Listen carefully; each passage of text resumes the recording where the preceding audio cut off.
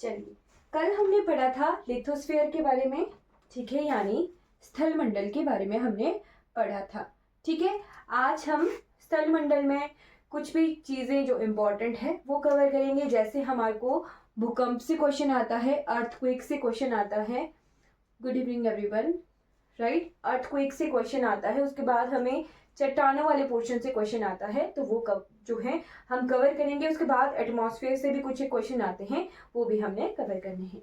ठीक है, में कंपोजिशन हमने देखी, लेयर्स हमने देखी थी। आज आप एक चीज नोट कर लेना, स्टार लगाकर आपने ये नोट करना है कि अगर होल अर्थ, पूरी पृथ्वी की बात की जाए, ठीक है, पूरी पृथ्वी होल अर्थ की बात अगर की जाए, तो पूरी पृथ्वी में सबसे ज्यादा मात्रा में कौन सा मिनरल प्रेजेंट होता है? वो होता है आयरन। ठीक है, लोहा। कितना प्रतिशत ये होता है? लगभग 35% होता है। पूरी पृथ्वी की अगर बात है, अगर सिर्फ और सिर्फ भूपर्पट्टी की बात है, ठीक है, अगर सिर्फ और सिर्फ अर्थ क्रस्ट की बात हो रही है, तो वहां पर आपको ऑक्सीजन सबसे ज्यादा मात्रा में मिनरल मिलेगा, जो कि लगभग 46% होता है। राइट, ये सिर्फ अर्थ क्रस्ट की बात हो रही है। क्रस्ट कौन सा भाग है? ऊपर वाला भाग है अर्थ का, राइट। और अगर पूरी पृथ्वी में होल अर्थ की बात की जाए, तो लोहा सबसे ज्यादा मात्रा में होता है। ये हमारा लास्ट क्लास में रह गया था। अब इसके बाद जो नेक्स्ट टॉपिक है हमारा, वो है भूकंप, राइट, यानी अर्थक्वेक।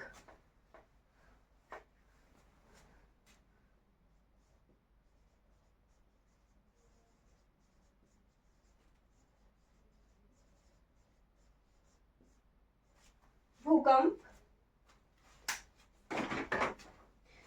तो अगर हमें लिथोस्फीयर मूव होता हुआ दिखे या फिर हमें वाइब्रेशन दिखे, राइट, वाइब्रेशंस ऑन लिथोस्फीयर, यानी आपको स्थल मंडल पर अगर कंपन महसूस हो रहा है, तो वो भूकंप होता है। ठीक है, वो क्यों होता है? क्योंकि हमने देखा था कि पृथ्वी के अंदर क्या है, कुछ लिक्विड भी है, कुछ सॉलिड भी है। मैंने आपको बताया था कि हमारी जो पृथ्वी है वो फ्लोट कर रही है, राइट, तैर रही है मैग्मा के ऊपर, राइट, मैग्मा के ऊपर तैर रही है। तो कई बार क्या होता है, वो मैग्मा इस तरह से मूव करता है कि हमें ऊपर जो प्लेट्स हैं, क्रस्ट वाली प्लेट्स हैं, वो मूव होती हुई वहां पर हमें कंपन महसूस होता है, वाइब्रेशन जो है फील होती हैं। अब जिस पॉइंट से अर्थक्वेक ओरिजिन होता है, उस पॉइंट को कहते हैं फोकस। ये बहुत इंपॉर्टेंट है। ये जो पॉइंट्स में लिखवा रही हूं, इन्हें लिख लेना, बहुत काम ही आएंगे। फोकस, कई लोग इन्हें गलत भी पढ़ाते हैं, बट आप पृथ्वी ऐसे बनाना, ठीक है। मान लो ये क्या है, ये वाले पोर्शन में हम पढ़ रहे हैं, यहां हम देखेंगे, राइट। तो एक ऐसा पॉइंट है जहां से कि वाइब्रेशन पैदा हो रही हैं, ठीक है, उस पॉइंट को कहेंगे फोकस। जहां से शुरुआत हो रही है भूकंप की, ओरिजिन हो रहा है, शुरुआत हो रही है, उसे कहते हैं फोकस। ठीक, उसके बाद जिस पॉइंट पर, ये क्या है, धरती के अंदर है, ठीक है, धरती के अंदर है। अब यही यहां से कुछ वाइब्रेशन जो है जा रही हैं, और आप यहां, आपकी एग्जिस्टेंस इस अर्थ के बाहर है, ठीक है। इस पॉइंट से मान लीजिए ये फोकस है, ठीक है, फिर आपको क्लियर दिखेगा ये क्या है, फोकस है। यहां से भूकंप क्या है, ओरिजिन हो रहा है, शुरुआत हो रही है, राइट, और आप इस पॉइंट पर हो, ठीक है। तो इस पॉइंट पर ये क्या है, अर्थ के सरफेस वाला पॉइंट है, जहां पर भूकंप सबसे पहले पहुंचा, ठीक है, सबसे पहले पहुंच रहा है। जिस पॉइंट पर वेव सबसे पहले पहुंच रही हैं, उस पॉइंट को कहते हैं एपिसेंटर। अपनी सुविधा अनुसार हिंदी में भी लिख सकते हो आप, राइट। जिस पॉइंट पर वेव सबसे पहले पहुंचती हैं, पॉइंट वेयर वेव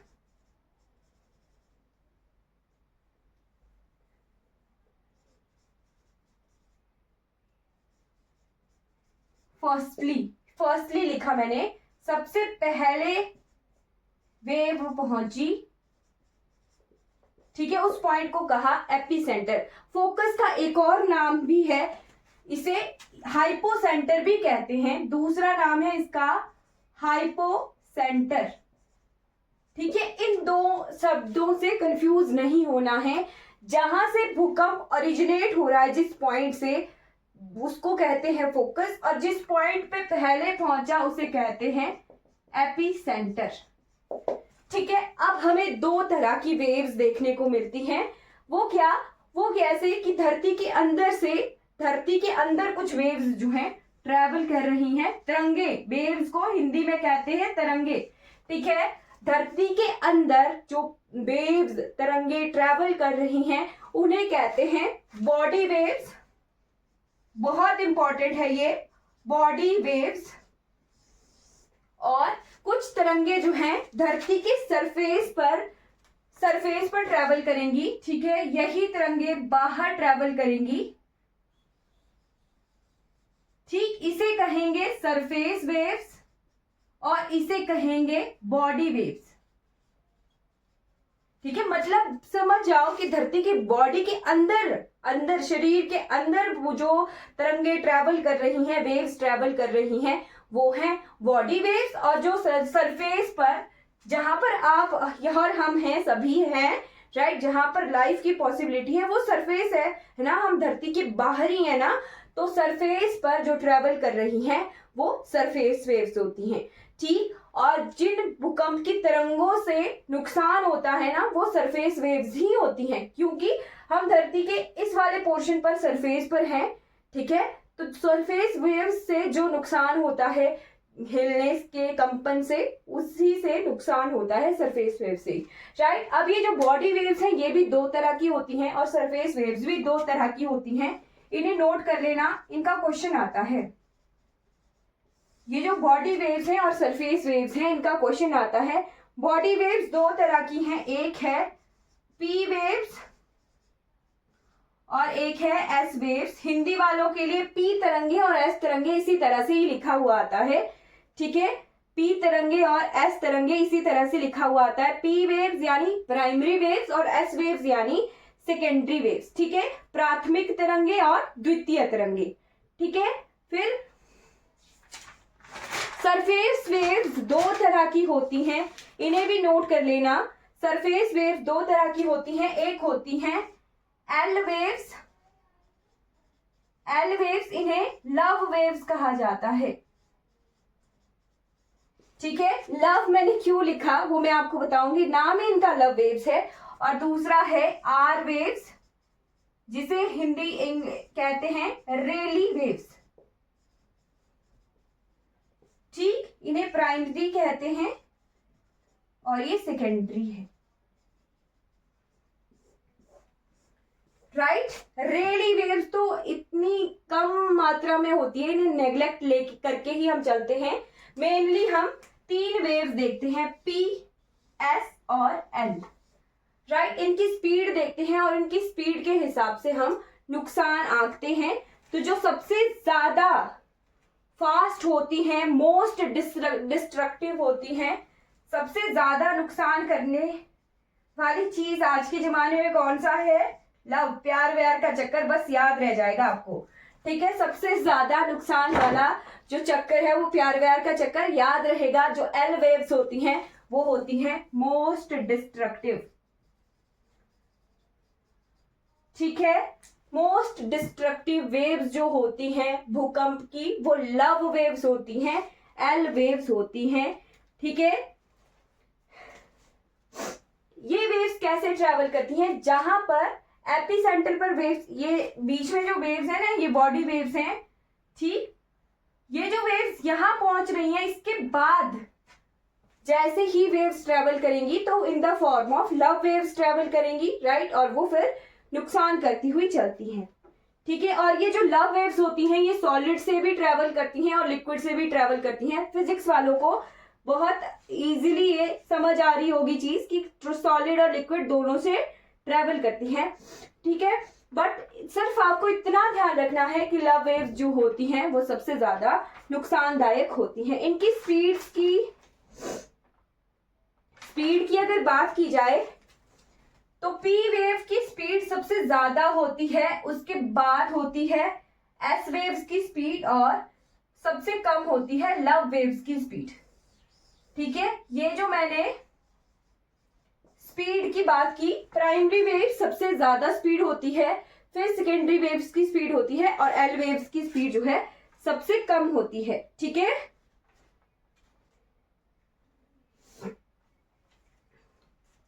भूकंप से आपको इतना ही ध्यान रखना है,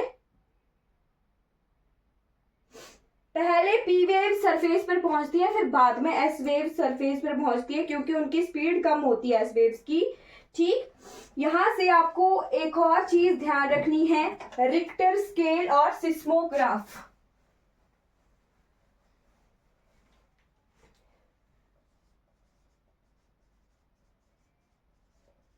भूकंप की स्टडी ऑफ अर्थक्वेक कहलाता है सिस्मोलॉजी। ठीक, और जो इंस्ट्रूमेंट,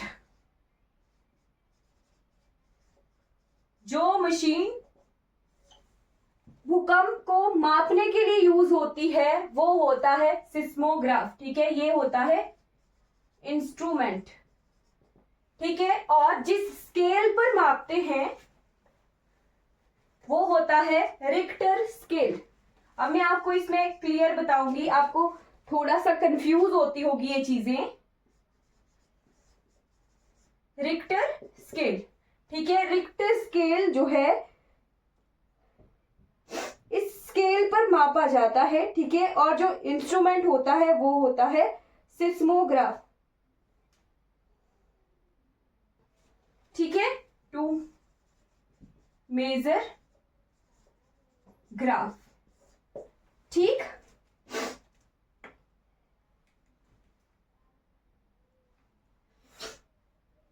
अब इसको कैसे समझोगे आप?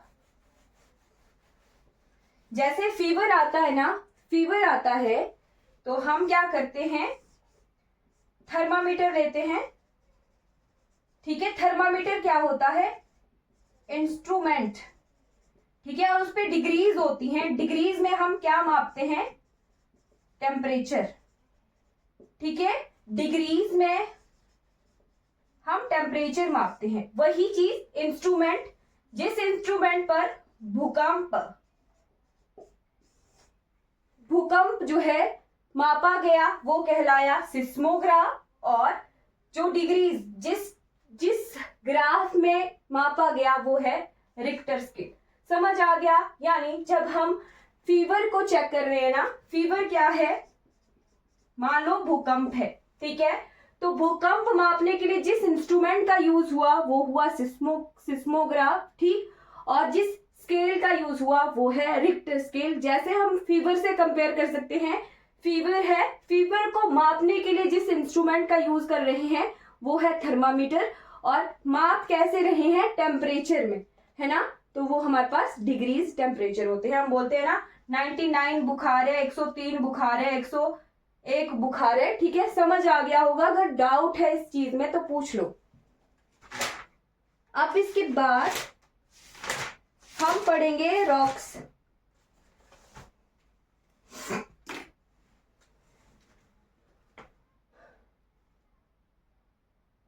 किसी को कोई डाउट है तो पूछ लो। इसके बाद टॉपिक हम पढ़ेंगे रॉक सिस्टम। भूकंप से 2-3 क्वेश्चन आते हैं, जैसे फोकस क्या है, एपिसेंटर क्या है, या फिर पूछते हैं किस स्केल पर मापा जाता है, तो रिक्टर स्केल पर। किस इंस्ट्रूमेंट का यूज किया जाता है, सिस्मोग्राफ का। कौन सी वेव सबसे ज्यादा डिस्ट्रक्टिव होती हैं, राइट, सबसे ज्यादा नुकसान करने वाली वेव्स कौन सी होती हैं, तो वो होती हैं लव वेव्स। और ये बोलते हैं ना, बढ़ते क्रम में और घटते क्रम में आपको बोल देंगे कि प्राइमरी वेव्स, सेकेंडरी वेव्स और लव वेव्स हैं। उन्हें आप जो है स्पीड के हिसाब से बढ़ते क्रम या घटते क्रम में, असेंडिंग या डिसेंडिंग ऑर्डर में अरेंज कीजिए। तो इस तरह के क्वेश्चन जो हैं भूकंप से बनते हैं वो हमने कवर कर लिए हैं। ठीक है, इतनी ही तरह के क्वेश्चन जो हैं भूकंप से बनते हैं वो कवर हो गया। एक चीज, जैसे भूकंप आया ना, आपकी प्लेट्स जो हैं दूर हो रही हैं, राइट। मान लो भूकंप आया है और हमारी अर्थ क्रस्ट जो है थोड़ा सा गैप आ गया, दरार आ गई, राइट। अंदर क्या है, लावा था, मैग्मा था, ठीक है, मैग्मा था।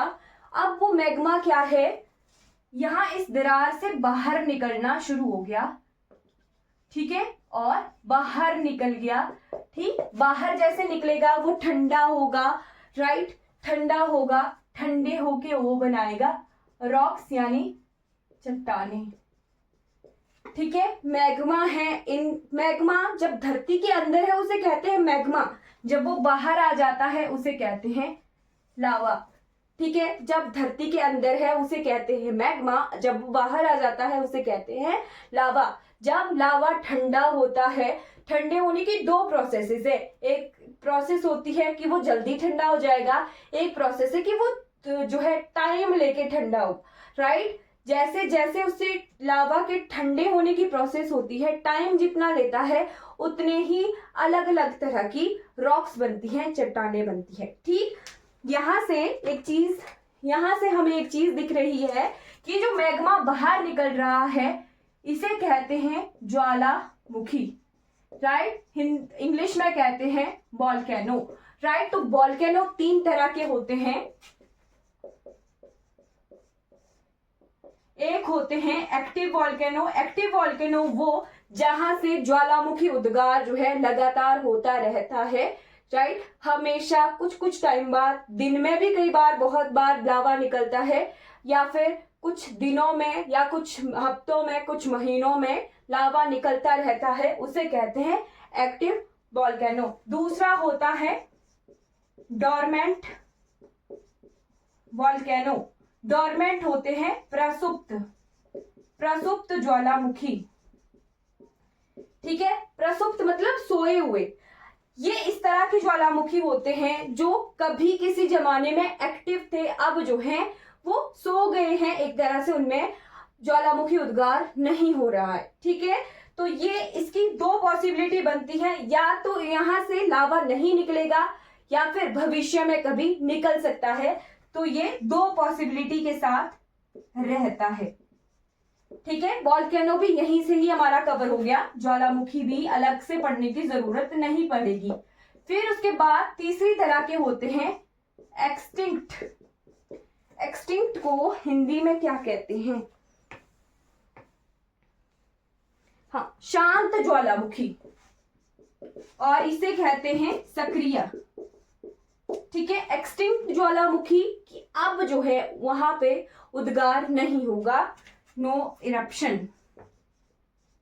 इरप्शन इंग्लिश में होता है वॉल्केनिक इरप्शन, और हिंदी में कहते हैं ज्वालामुखी उद्गार, ठीक। तो तीन तरह के वॉल्केनो होते हैं, यानी जो मैग्मा धरती के अंदर है, और अगर धरती में दरार आ गई है ना, क्रस्ट में दरार आ गई है, तो जो लावा बाहर आ रहा है वो तीन तरीकों से आ सकता है। या तो वो सक्रिय रूप से, एक्टिव रूप से बाहर आ सकता है, या फिर डोरमेंट कोई ज्वालामुखी है जहां से उद्गार हो भी सकता है, नहीं भी हो सकता है। प्रोबेबिलिटी है कि हो भी सकता है, नहीं भी हो सकता है। इन फ्यूचर हो भी सकता है, क्या पता हो ना हो, it depends on the condition कि वहां कैसी कंडीशन है उस जगह पर। अगर वो गैप जो है ज्यादा बढ़ता रहेगा, ठीक है।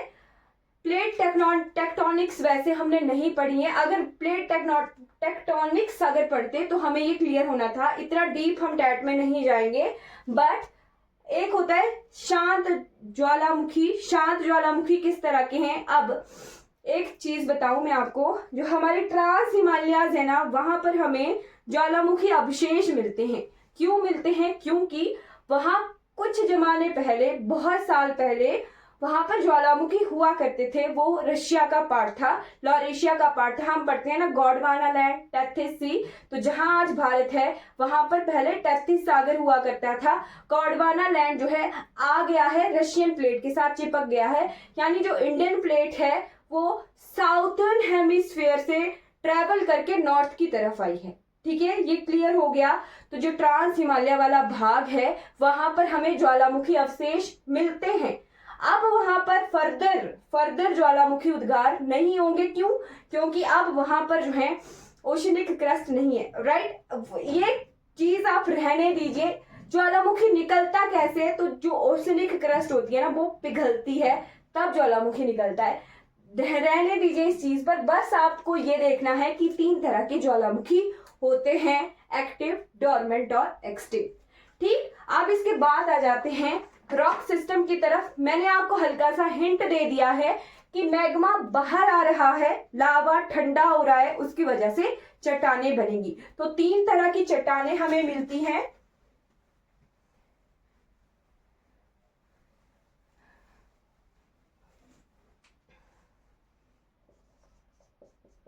रॉक्स या हिंदी में कहें चट्टानें। ठीक, रॉक्स होता क्या है? लेयर्स ऑफ मिनरल्स की लेयर्स को कहते हैं रॉक।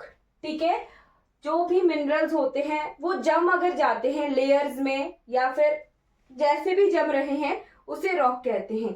ठीक है, अब 3 तरह की चट्टानें हमें देखने को मिलती है, जल्दी से इसको कवर करेंगे। एक होती है इग्निस रॉक,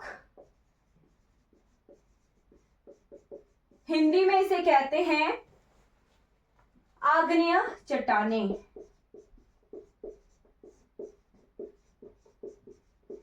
ठीक, दूसरी होती हैं सेडिमेंट्री रॉक्स,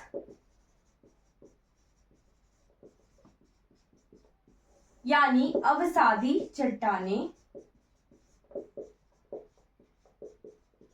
और जो तीसरी होती हैं वो होती हैं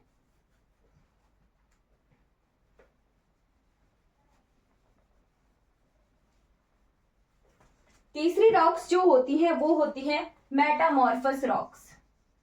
मेटामॉर्फिक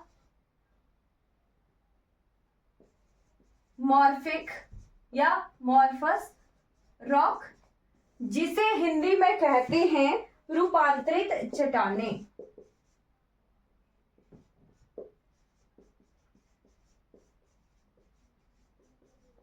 रूपांतरित चट्टानें। अब इनके शब्दों से ही हमने सीखना है। इग्निस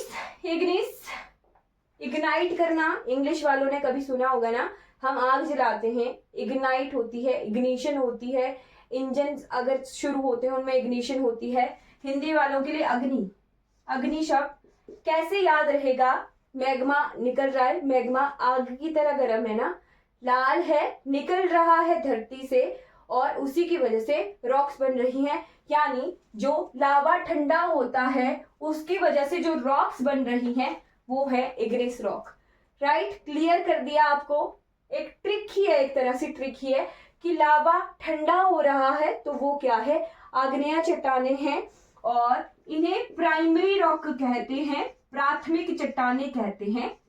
वो क्यों? क्योंकि इन्हीं से ही आगे फर्दर मेटामॉर्फिक और सेडिमेंट्री या फिर इन्हीं से ही आगे हमें मेटामॉर्फिक रॉक्स मिलती हैं। सेडिमेंट्री तो नहीं मिलती, बट इन्हीं से ही हमें मेटामॉर्फिक रॉक जो है मिलती हैं। तो इसे प्राइमरी रॉक्स कहते हैं, यानी प्राथमिक चट्टानें कहते हैं। ठीक है, ठीक। अब ये जो है 2 तरह की हो सकती हैं, या तो एसिडिक लावा से बनेंगी और दूसरा होता है बेसिक लावा। ठीक है, एसिडिक लावा या बेसिक लावा। अब हिंदी वालों को मैं कैसे समझाऊं?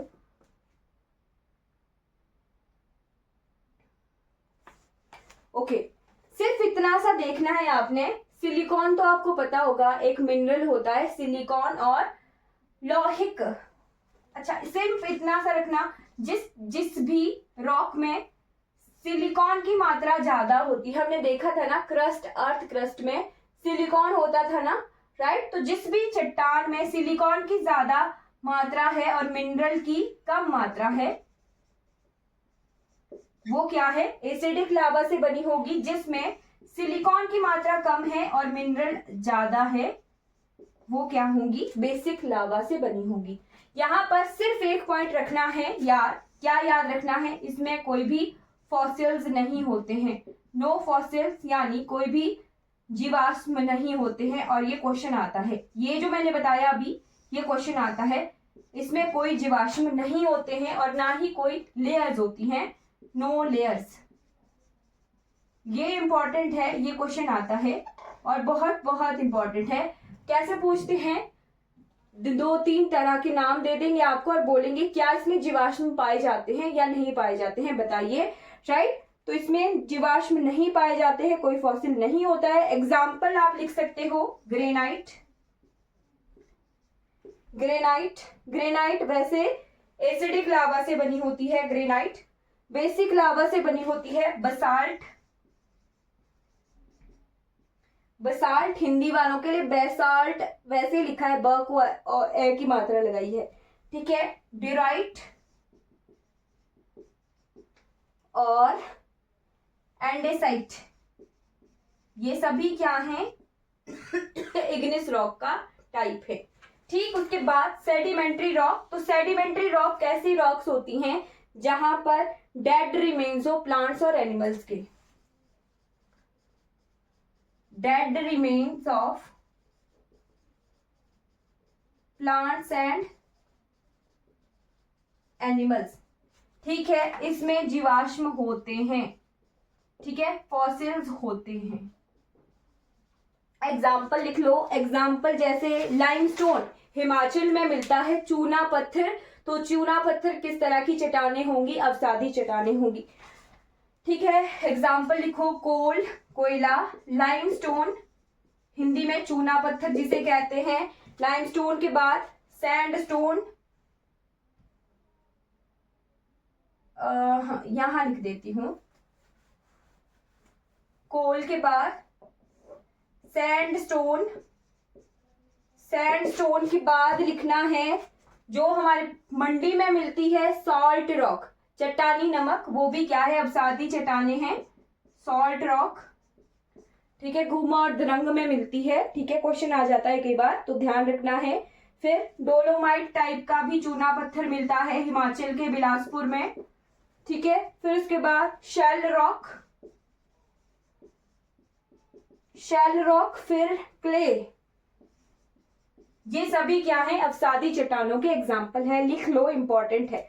उसके बाद तीसरी तरह की जो चट्टाने आ गई वो है मेटामॉर्फस रॉक, यानी रूपांतरित चट्टाने। इसका शब्द ही सीखो, राइट, इसमें रूपांतरित, रूप चेंज हुआ है, यानी इग्निस रॉक में कोई चेंज आया है तभी मेटामॉर्फिक रॉक जो है बनी है। तो लिख लेना है, अर्थ में कुछ चेंज हो सकता है, प्रेशर ज्यादा हो जाए, टेम्परेचर ज्यादा हो जाए, ठीक, प्रेशर ज्यादा हो जाए, टेम्परेचर ज्यादा हो जाए, या फिर कोई केमिकल रिएक्शन हो जाए। तो ये तीनों क्या है, चेंज हैं। इस चेंज की वजह से,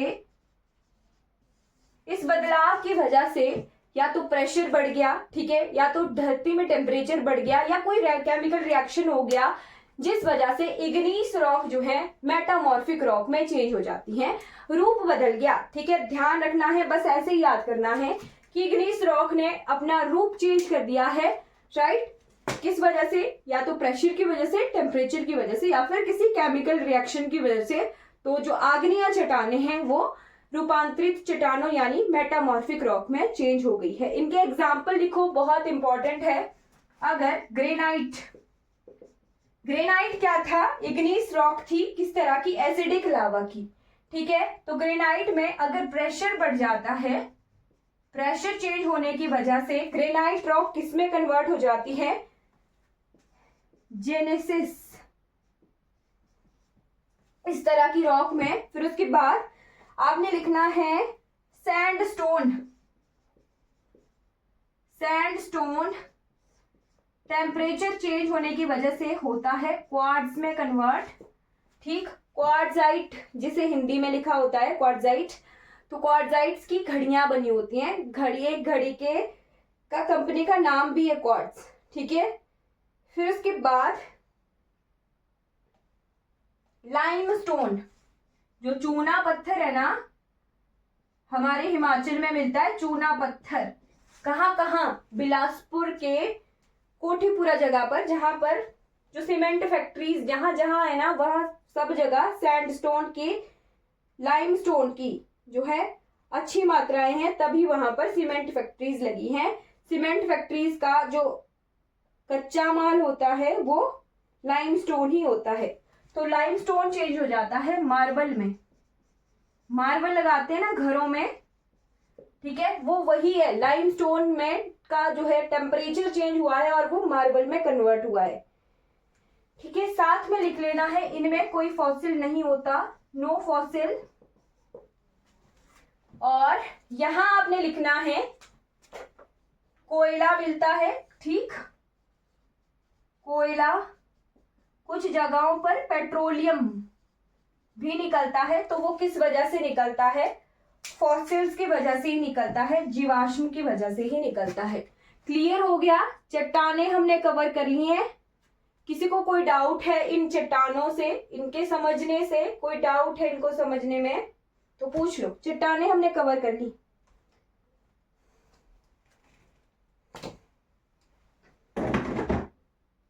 साथ में यहां सादी चट्टानों में ये भी लिख लेना है, ये लावा की वजह से नहीं बनी हुई।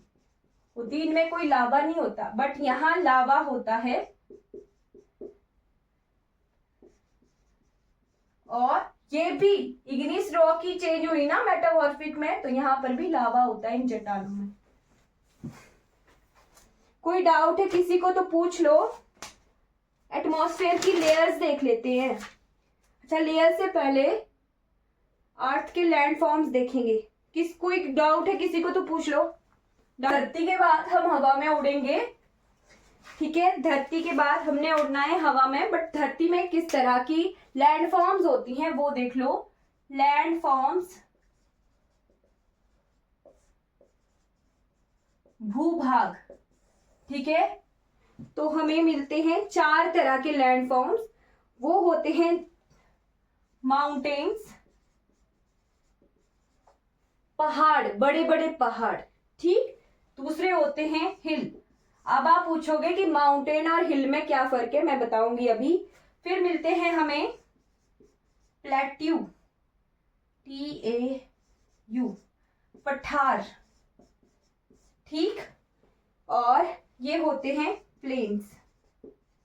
चौथे लैंडफॉर्म्स जो हमें मिलते हैं वो होते हैं प्लेन्स। यहां से क्वेश्चन आता है वो हम कवर करेंगे, ठीक। मैदान, ठीक। माउंटेन्स क्या होते हैं? तो माउंटेन्स होते हैं बड़े पहाड़ जहां पर कोई आदमी आपको नहीं मिलेगा। आपको अपने घर के सामने कोई बड़ी पहाड़ी दिख रही होगी ना, एक ऐसी पहाड़ी दिख रही होगी जहां पर बर्फ गिरा है दूर, ठीक। और एक ऐसी पहाड़ी दिख रही होगी, अगर आप, मेरे घर के सामने तो मुझे धौलाधार दिखती है, बट चलिए सॉरी, ऐसी पहाड़ी जहां पर आपको कोई पॉपुलेशन, घर वगैरह नहीं दिखते हैं, वो होते हैं माउंटेन। और हिल, जैसे हिल मान लो आपका शिमला है, ऐसे माउंटेन्स, ऐसी पहाड़ियां जहां पर आपको जो है पॉपुलेशन, लोग बसे हुए दिखते हैं, वो होते हैं हिल। और जहां पर लोग नहीं होते हैं, केवल मात्र वीरान पहाड़ होता है, वो होते हैं माउंटेन, ठीक। ये क्लियर हो गया? पहाड़ और हिल और माउंटेन में डिफरेंस आपको आई थिंक क्लियर हो गया होगा। तो हमारे जो लोअर पार्ट है ना, जहां पर लोग बसे हैं, जहां पर लोग रहते हैं, वो हिल्स होते हैं। और जो ऊंचे पहाड़ जहां पर लोग नहीं होते, सिर्फ आपको बर्फ दिखेगा या फिर जंगल दिखेंगे, वो माउंटेन्स होते हैं, ठीक है। ये क्लियर रखना है, ठीक। तो जो हमारी धरती पर सबसे ज्यादा कौन सा लैंडफॉर्म होता है, वो होता है प्लेन। ये क्वेश्चन आता है। 41% धरती पर मैदान है, ठीक है। 33% पठार हैं। पठार को एक और नाम भी बोलते हैं table top mountain, table top mountain भी कहते हैं, ठीक है। और जो हिल होते हैं वो हमारे 14% हैं और सबसे कम हमारे 12% माउंटेन है, ठीक है। ये नोट कर लेना, ये इंपॉर्टेंट है। साथ में एक और चीज नोट कर लेना चलिए इतना ही कर लेते हैं। कल हम करेंगे हाइड्रोस्फीयर और एटमॉस्फेयर। ठीक है, इतना कर लो, इतना बहुत है। आज हमने वैसे बहुत कवर किया है, बहुत सारे क्वेश्चन जो हैं अगर इस पोर्शन से आते हैं तो हमने बहुत सारा कवर कर लिया है। सबसे ज्यादा मैदान है, फिर पठार है, फिर उसके कम माउंटेन है, उससे कम हिल है, उससे कम माउंटेन्स हैं। किसी को आज की क्लास से कोई डाउट है तो पूछ लो।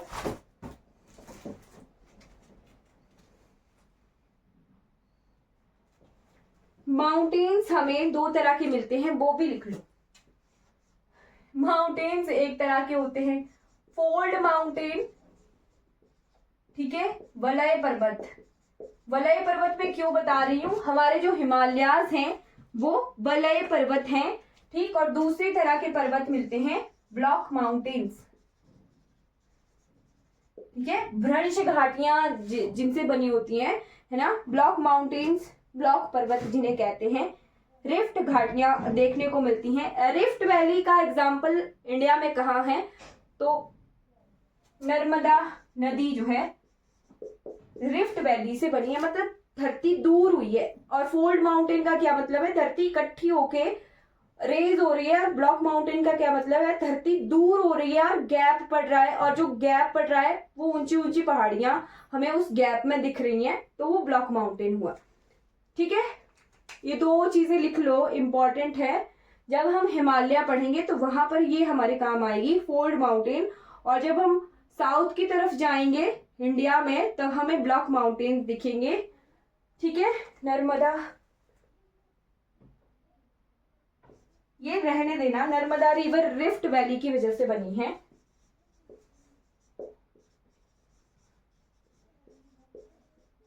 किसी को कोई डाउट है तो पूछ लो। हाँ जी, कोई डाउट है पूछ लो। आज की क्लास में हम इतना ही कवर करेंगे।